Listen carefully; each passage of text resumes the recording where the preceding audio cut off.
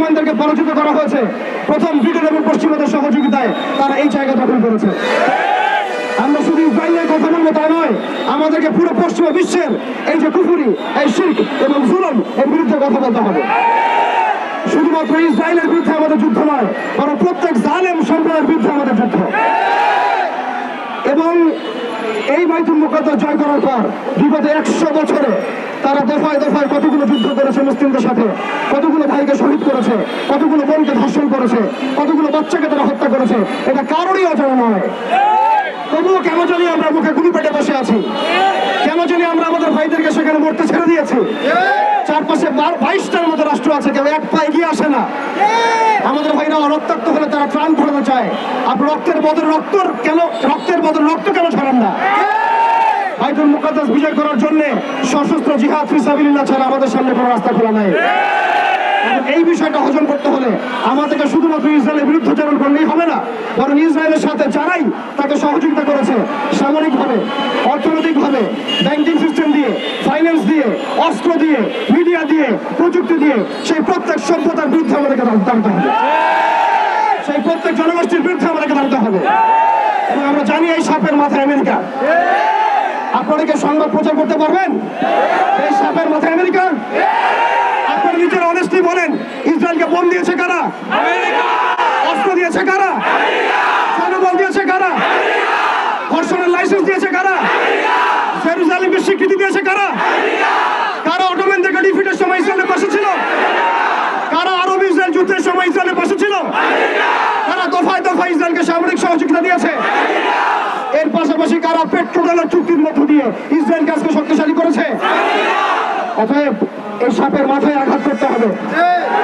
আমরা বলছি আমরা পদচারণা করলে ইসরায়েল ফেসে যাবে, কিন্তু আল্লাহর কসম আমরা এখন পর্যন্ত বাংলায় এতটা শক্তিশালী হতে পারি নাই যে আপনি এখন আমেরিকার কনসুলেটের সামনে গিয়ে বিক্ষোভ করবেন। আমরা যদি এই বিষয়গুলো কথা বলি, আমাদেরকে চাপ প্রয়োগ করা হচ্ছে, আমাদেরকে বলা হচ্ছে আমেরিকা বিরোধী কথা বলবেন না। মানে আপনি ইসরায়েল বিরোধী কথা বলছেন, কালিমার পতাকাকে সরাই দিচ্ছেন, আবার আপনি এদিকে আমেরিকার দাসত্ব করছেন, তার সাথে বন্ধুত্ব করছেন। এই ভনিতা দিয়ে, এই মুনাফিক আচরণ দিয়ে বাইতুল মুকাদ্দাস জয় করা হবে। আপনারা পরিপূর্ণরূপে সত্যের পক্ষে আসেন। যারা আমাদের শত্রু তাদের বন্ধু কখন আমার বন্ধু হতে পারে না।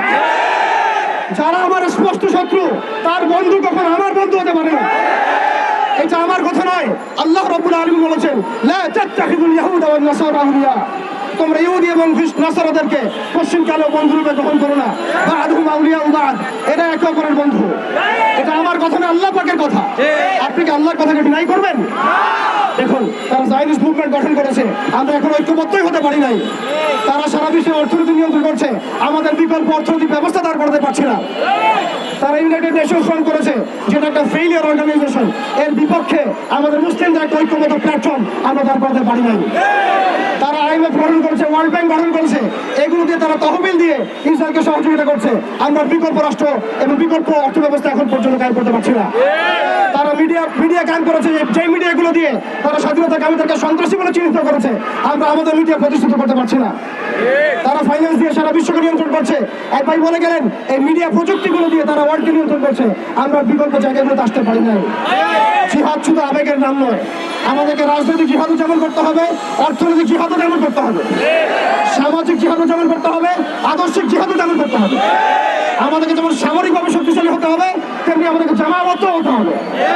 যতক্ষণ পর্যন্ত আমরা বাংলার জমিনে একটা শরিয়া এবং ইমান রাষ্ট্র কায়েম করতে পারছি না, ততক্ষণ পর্যন্ত আমরা আন্তর্জাতিক মহলে ওদেরকে চাপে রাখতে পারবো না।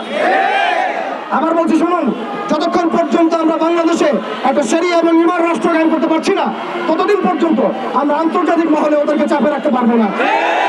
একজন ব্যক্তি কখনো রাষ্ট্রের বিরুদ্ধে যুদ্ধ করতে পারে না, একজন ব্যক্তি একক ব্যক্তি রাষ্ট্রের বিরুদ্ধে যুদ্ধ করতে পারে না, কিন্তু একটা ইসলামী রাষ্ট্র চাইলে অবশ্যই রাষ্ট্রের বিরুদ্ধে যুদ্ধ করতে পারে। অর্থাৎ এই মিশনটা অনেক লম্বা। এটা একদিনের শোডাউন, একদিনের এই কনফারেন্স, একদিনের এই মিডিয়া কভারেজ, একদিনের মিছিল মিটিংয়ের বিষয় নয়।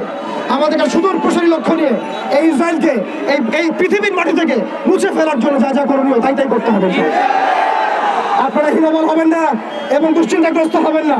আল্লাহ পাক ওয়াদা করেছেন, ওয়ালা তাহিনু ওয়ালা তাহজানু ওয়া আনতুমুল আ'লাউনা ইন কুনতুম মুমিনিন।